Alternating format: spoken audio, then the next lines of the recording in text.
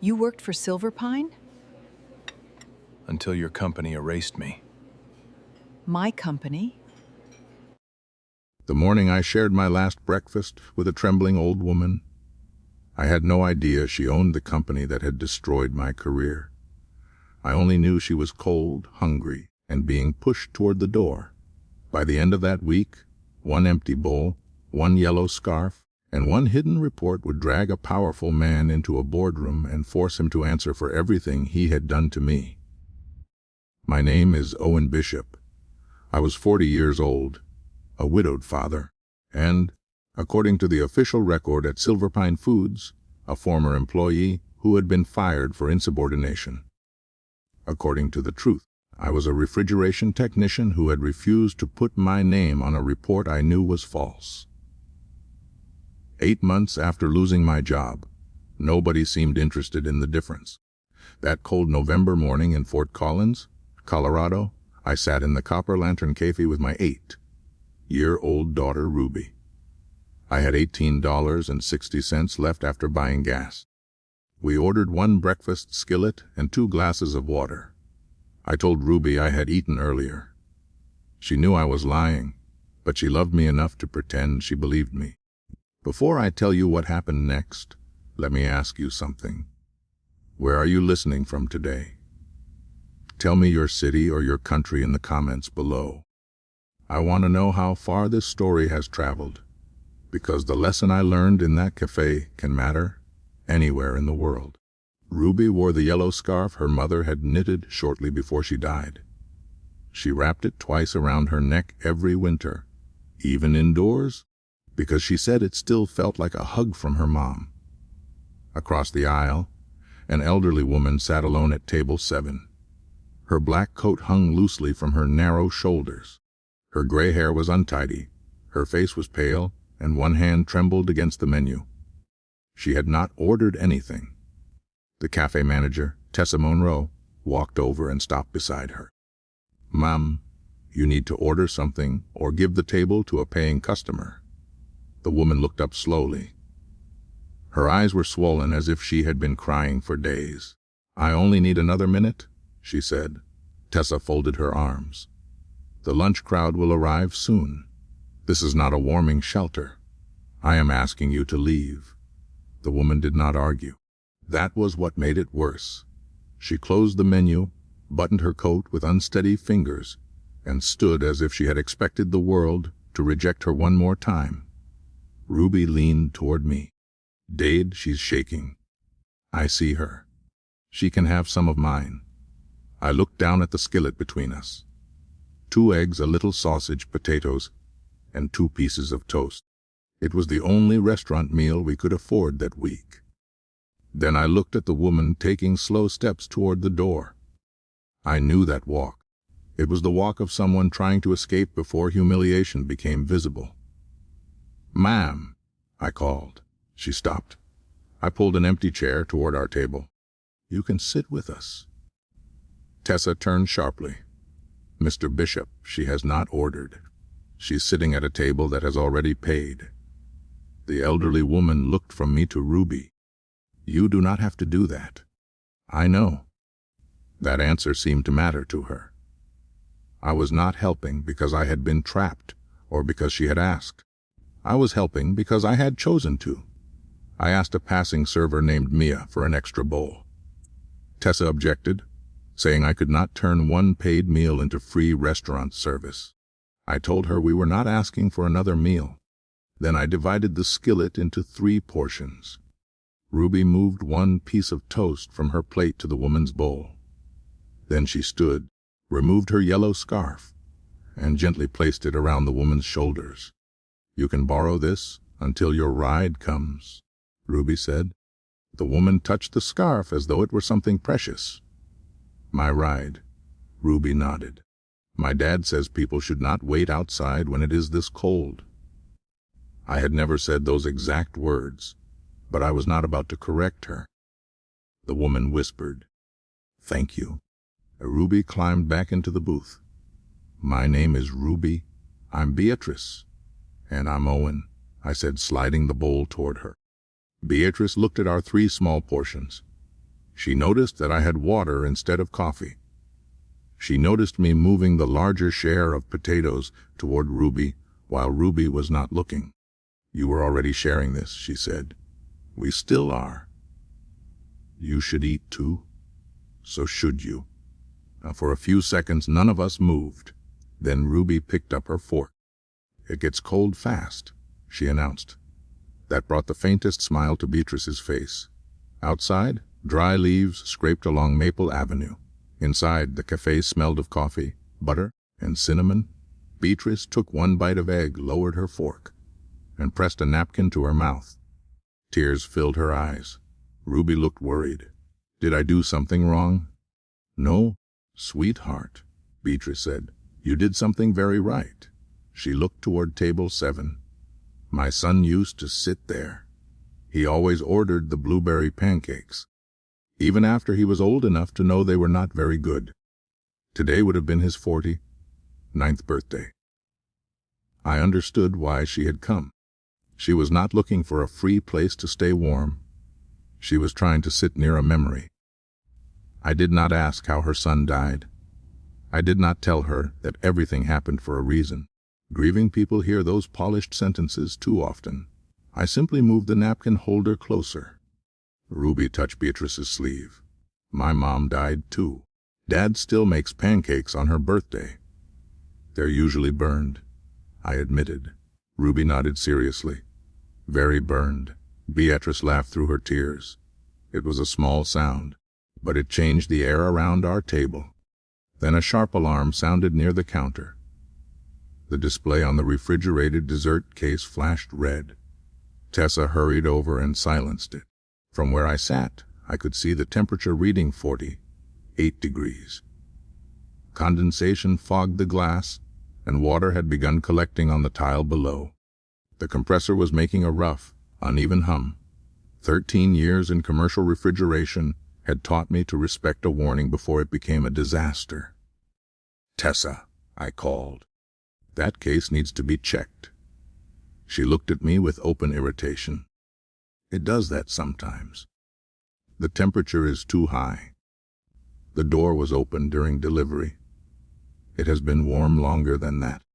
Move the dairy products into the walk-in cooler, place a hold on anything from that case, and call your contractor." She stared at my faded delivery jacket. "What qualifies you to diagnose our equipment from a booth?" There was the question beneath her question.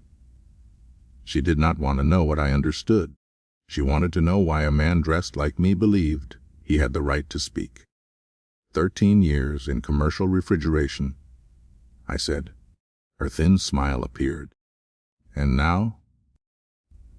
"Now I am telling you to verify the temperature before somebody gets sick. You are not authorized to touch company equipment." "I have not touched it." Mia stepped from behind the counter. "I can check the milk." Tessa turned toward her. "I said it is fine." "Then prove it is fine," I said quietly. Customers had begun watching. Tessa finally told Mia to test it. Mia sanitized a probe, inserted it into a carton near the center of the case, and waited. 47 degrees, she said. The room changed. The warning was no longer my opinion. "Move the food," I said. "Write down the time. Do not serve anything from that case until a licensed contractor clears it." The alarm sounded again before Tessa could answer.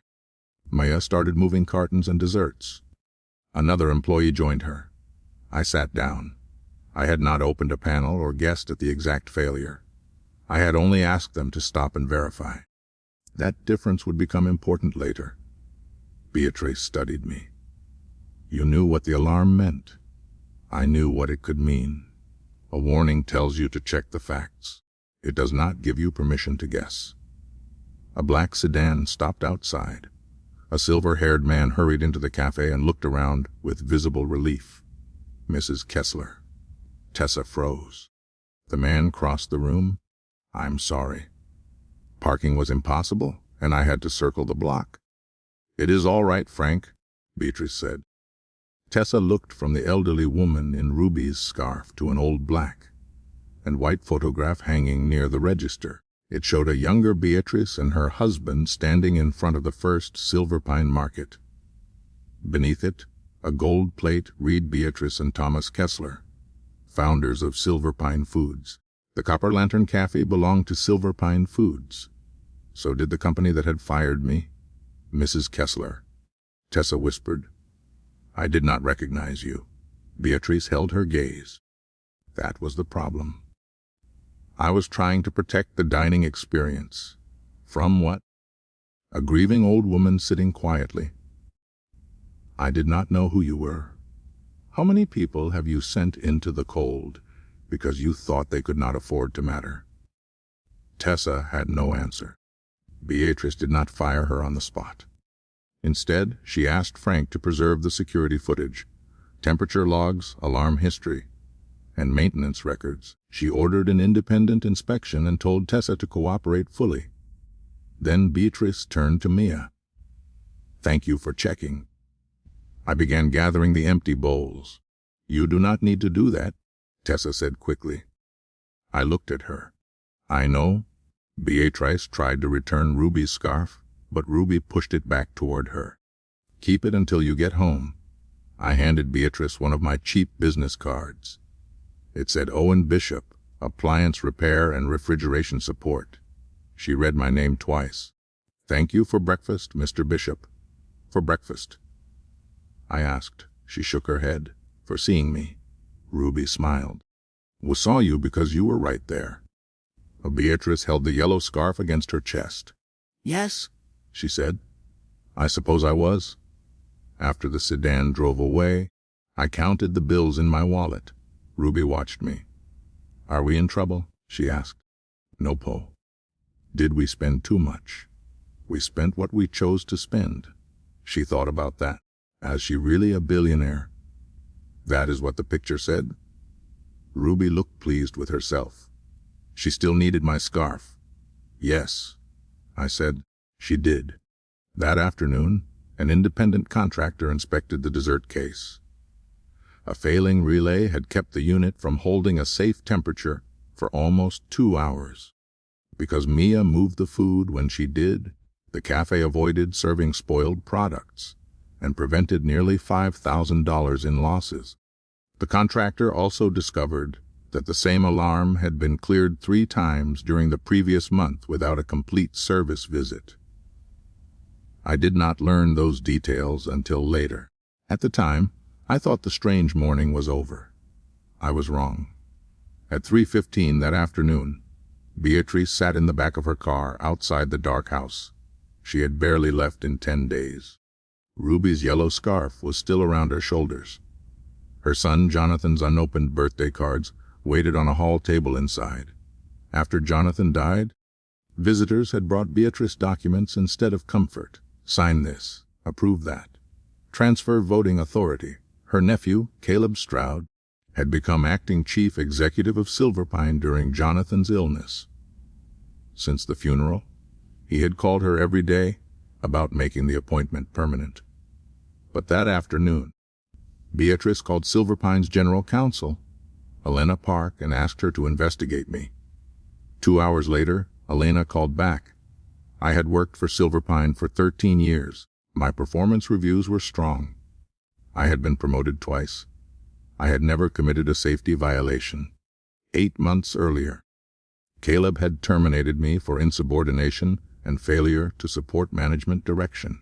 The final warning in my file accused me of refusing to sign a commissioning report for a new cold storage facility. When Beatrice heard that, she remembered something Jonathan had told her from his hospital bed. He had mentioned a technician who might have been punished for refusing to approve unproven equipment. A nurse entered before he could finish, and Beatrice never returned to the subject. Now the technician had appeared at her breakfast table, and Caleb's signature was on the termination order. The next morning, Caleb entered his office on the 32nd floor of Silver Pine's Denver headquarters. He was 47, carefully dressed, and skilled at making people feel that their jobs depended on every word they said to him. When his assistant told him legal had requested my records, He stopped walking. 8 months earlier, I had delayed the opening of the North Range cold storage facility. A subcontractor had installed cheaper components instead of the models listed in the approved design. I never claimed the substitutes were automatically dangerous. My objection was more precise. The tests did not prove that the refrigeration system could maintain stable temperatures under a full operating load. I recommended installing the specified components or repeating the full test for 72 hours. The project was late. Vendors were threatening penalties. Investors had been promised an opening date. Caleb told me my caution was costing the company money. When I refused to change my conclusion, he removed me from the project. 2 weeks later, security watched me pack 13 years of work into a cardboard box. Caleb believed that chapter was closed. Then Beatrice called him. "Tell me about Owen Bishop," she said. Caleb described me as a resentful former employee who refused to respect the chain of command. Beatrice told him I had recognized a refrigeration failure from across a restaurant. "That does not change what happened," he replied. "What did happen?" "He delayed a major project and undermined leadership in front of contractors." Was his report wrong? Caleb avoided the question. Then he told Beatrice that grief had made her vulnerable and suggested I had deliberately attached myself to her. "He did not know my name," she said. "A gesture like breakfast can create emotional leverage." His daughter gave me her scarf. Children can be persuasive. That was the moment Beatrice stopped wondering whether Caleb was hiding something and began wondering how much he was hiding. That evening, I was replacing a washing machine drain pump in an apartment basement when my phone rang. "Mr. Bishop, this is Beatrice Kessler." I sat back on my heels. Did the scarf make it home? It did. It is the warmest thing in my house. She told me the contractor had confirmed my warning. Then she said she knew I had worked for Silverpine. "Why did you not tell me?" she asked. "You were eating breakfast." "That is not an answer?" "It is the answer I have. I did not help you because of your company. I did not know who you were until Frank arrived, and I was not going to discuss my personnel file in front of my daughter." Beatrice was quiet for a moment. "I would like to hear what happened. Elena Park will be present. The meeting will be recorded." The thought of entering a Silverpine office again made my stomach tighten. I remembered the security guard standing beside my desk. I remembered carrying my box past people who suddenly found their computer screens fascinating. I remembered Ruby asking why my work tools were in the living room. "What do you want from me?" I asked. "The truth. And if the truth embarrasses your company, then the company should be embarrassed." I looked at the broken pump on the floor and thought about the applications that asked whether I had ever been fired for cause. "I'll be there," I said. 2 days later, I entered Elena's Fort Collins office wearing my cleanest work shirt. Beatrice sat at the conference table with Ruby's scarf folded beside her. Elena placed a recorder between us and explained that the meeting was not a job offer, a settlement, or a promise. Then she reviewed my history. 13 years. No safety violations. Strong evaluations. 2 promotions. 1 disciplinary warning issued shortly before my termination. She opened the Northridge file. "What did you recommend?" Elena asked. "Use the approved parts or conduct a 72-hour full load test." "What did Caleb say?" "He said I was turning an engineering question into a moral performance." "And what did you tell him?" "That my name would be on the certification." Elena slid the final report toward me. Its conclusion stated that temperature variation remained within expected conditions. I read the page twice. "This is not my report." Beatrice leaned forward. "How is it different?" "I wrote that the stability data was insufficient." Someone replaced my conclusion. "Did you authorize the change?"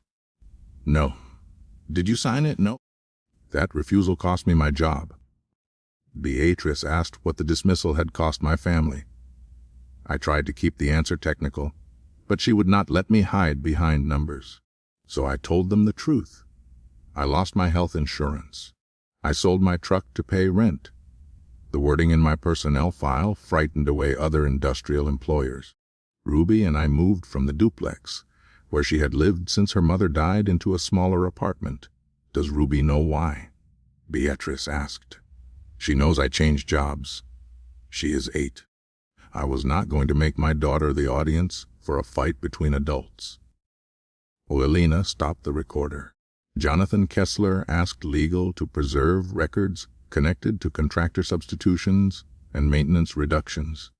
She said, I need to search his archive. Beatrice's breath caught at her son's name. The next morning, Elena found the archive. It contained my original test data, photographs of the substituted components, and an email from Caleb that said, the language needs to reflect business judgment, not technician anxiety. Adjust the conclusion and keep us on schedule. There was also a short note from Jonathan. Bishop's termination requires independent review. The technical record does not support the personnel conclusion. Jonathan had seen what was happening. His illness prevented him from finishing the investigation, but he had preserved enough to keep the truth alive. The board was scheduled to vote on Caleb's permanent appointment the following Monday. Beatrice told Elena, they will see every document before they vote. Caleb learned about the archive on Friday. By Saturday morning, he was sitting across from Tessa in the café office, with a prepared statement on the desk between them.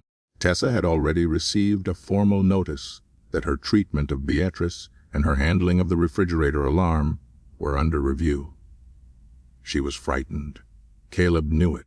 His statement claimed I had interfered with company equipment, disrupted service, and used the incident to approach Beatrice.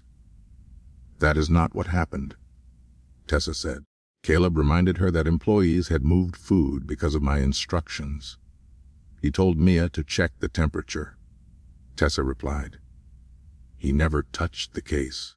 The contractor confirmed the failure. Caleb leaned closer. The board will decide whether your judgment can still be trusted. A complete statement could help them understand the pressure you were under. It was not a direct threat. Men like Caleb rarely needed direct threats. They built a doorway, described what waited on either side, and let frightened people threaten themselves. Tessa asked for time. You do not have much, he said, leaving the statement behind. On Sunday, Elena watched the security footage. It showed exactly what had happened. I never touched the equipment. Tessa silenced the alarm. Mia performed the temperature test. Employees moved the food, only after the reading confirmed the problem. The footage also proved that Beatrice had sat with Ruby and me before anyone revealed her identity. When Elena interviewed Tessa, the manager first repeated Caleb's version. Halfway through, she stopped. He wanted me to make Bishop sound dangerous, she admitted.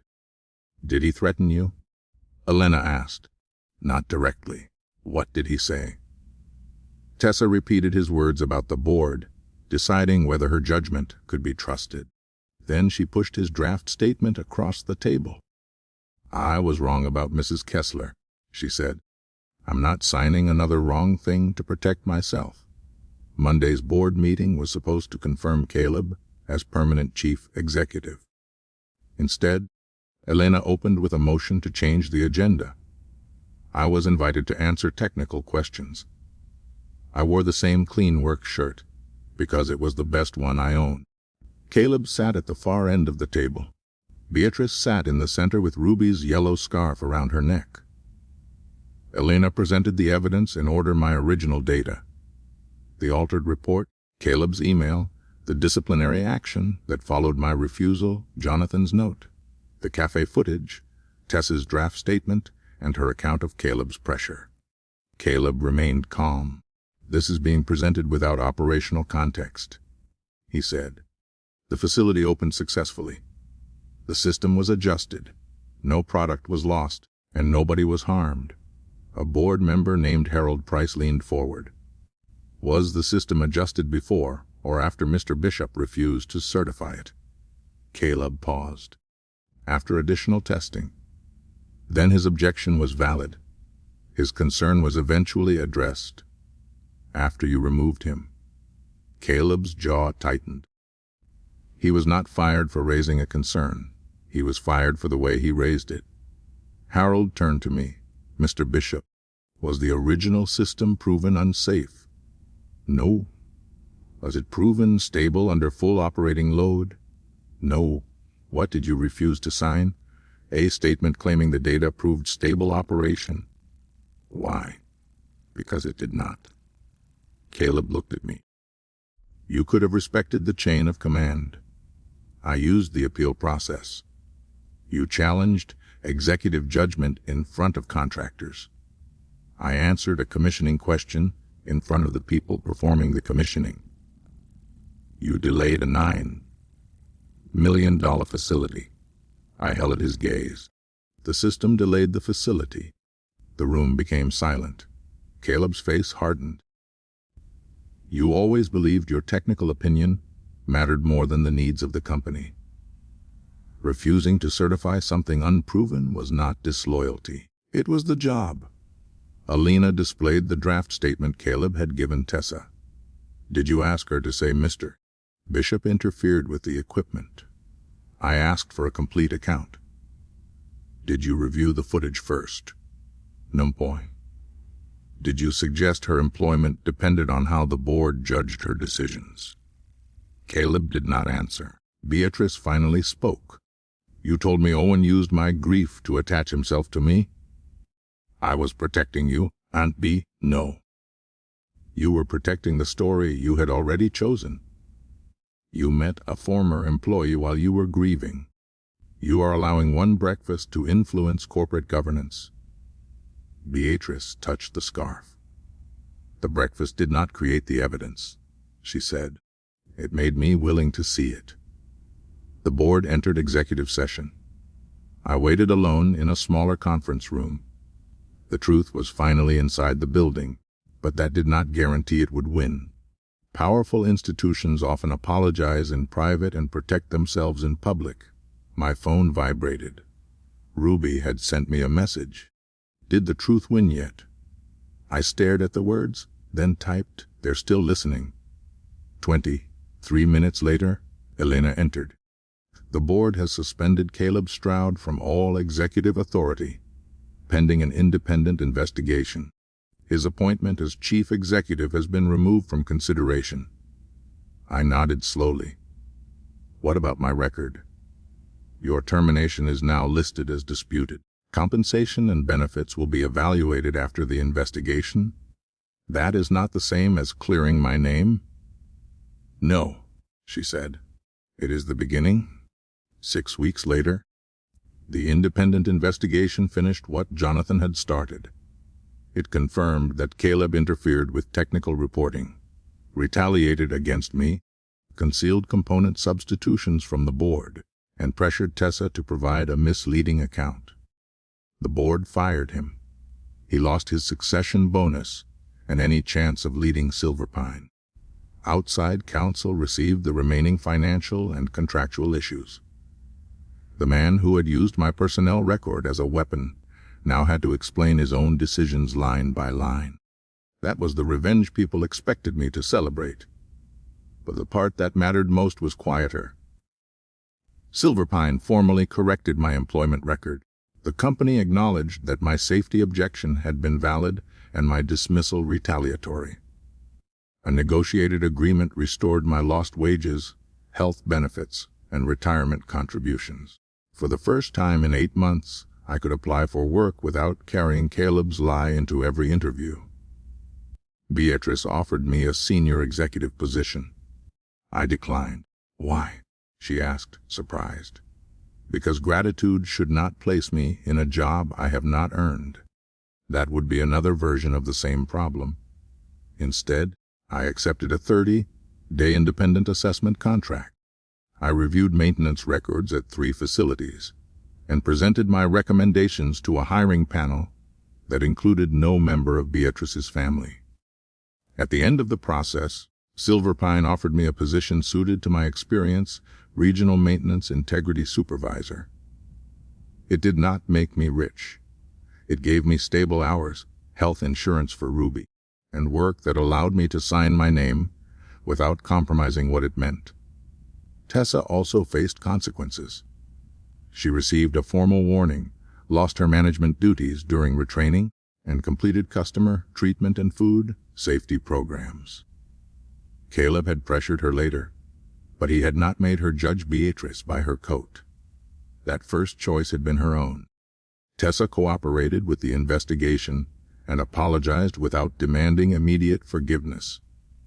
Beatrice gave her the chance to prove that shame could become change, instead of merely fear. On Caleb's final day, I met him outside Alina's office.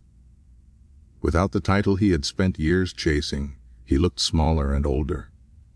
"I thought you were trying to embarrass me," he said. "I was trying not to sign a false report." I know that now. The person I treated like an obstacle was protecting the company. Knowing does not repair it. Know what you do next might. He nodded. He did not ask for forgiveness or make excuses. He continued cooperating with the audit and surrendered every requested record. I never became his friend, and I never pretended the damage had vanished. Justice did not require me to hate him forever. It required the truth to have consequences. Beatrice slowly returned to life outside her dark house. Her grief did not disappear. Some mornings, she still reached for the phone before remembering Jonathan would never call. But she began visiting Ruby and me. First for dinner, then for Ruby's school music program, and later for a science fair, where Ruby displayed a cardboard refrigerated truck and announced that warm milk was bad business and also disgusting. Beatrice laughed harder than anyone there. One evening, she sat at our kitchen table, repairing a loose seam in the yellow scarf. Ruby watched her for a moment. "Grandma B, you missed a spot." The room became very quiet. Ruby looked up. "Is that okay?" Beatrice's hand stopped moving. Tears gathered in her eyes, but this time she was smiling. "Yes," she whispered. "That is very okay." Silverpine restored the community meal program Jonathan had supported. Anyone facing hardship could request food discreetly. Nobody had to explain their life in front of a crowded room. Nobody was filmed for advertising, and nobody's hunger was used as company publicity. A small brass bowl was placed near the register in every Copper Lantern cafe. Customers could contribute privately, and Silverpine matched the donations each month. The first bowl was installed at the Fort Collins location. Several months after the morning that changed us, Ruby, Beatrice, and I returned to the cafe. The wind was sharp, but the Colorado sky was clear. Tessa greeted us at the door. "Good morning, Missy Kessler." "Good morning, Mr. Bishop." Then she looked at Ruby. "I like your scarf." Ruby smiled. "It is warm." We sat at table 7. I ordered 3 full breakfast blueberry pancakes for Beatrice, eggs and toast for Ruby, and coffee with a skillet for me. When the plates arrived, Ruby looked at the portions and grinned. "This is much more than last time." "Things are better," I said. Ruby glanced toward the brass community bowl near the register. A card beside it read, "No one should have to prove they deserve a warm meal." She slipped from the booth, asked Mia for an empty bowl, and placed it in the center of our table. "What is that for?" I asked. "In case somebody needs it." A few minutes later, an older man entered alone. His coat was thin, and his hands were red from the cold. He stood by the register studying the prices, but he did not sit down. Ruby looked at me. I looked at Beatrice. Beatrice lifted the empty bowl and waved him toward table 7. "Sir," she called, "you can sit with us." The man hesitated. "I do not want to trouble anyone." Ruby moved over and made room. "You are not trouble." The table is already paid for. The words struck me because they were mine, returned through my daughter, and transformed into something larger. The man sat. Mia brought another place, setting without being asked. Tessa quietly added a breakfast to the community meal account. Nobody announced it. Nobody took a picture. Nobody asked the man to prove he deserved kindness. We simply passed him the empty bowl. Before I finish, let me tell you what this story became in my mind. I thought I was sharing a few potatoes and half a piece of toast with a stranger. In reality, Ruby and I interrupted a lonely woman's grief. Beatrice listened when a warning appeared. That warning led her back to a hidden injustice inside her own company. The investigation exposed a changed report, a retaliatory firing, and a man who believed authority could turn dishonesty into truth. Caleb lost the future he had tried to secure through deception. My name was restored. Tessa was given a chance to change, and Beatrice found a family, shaped light inside her grief. What did I learn? I learned that integrity can be expensive before it becomes valuable. I learned that a warning is not an answer. It is an invitation to stop, verify, and listen. I learned that kindness should never depend on someone's clothes, title, bank account, or usefulness. Most of all, I learned that revenge does not have to mean becoming cruel. Sometimes the strongest revenge is to preserve the evidence, speak calmly, refuse the lie, and let the truth remove a dishonest person from the position he abused. Caleb once believed he had erased me with a line in a personnel file. He was wrong. A lie may close a door for a while, but the truth keeps its own records. Thank you for listening to my story. If it meant something to you, please like this video and share your thoughts in the comments. Tell me what you would have done when Beatrice was asked to leave, and do not forget to tell me where you are listening from. I hope to see you in the next video. And remember this: the bowl that looked empty that morning carried more power than the office of the man who tried to ruin me. Because when truth and kindness sit at the same table, there is always room for justice.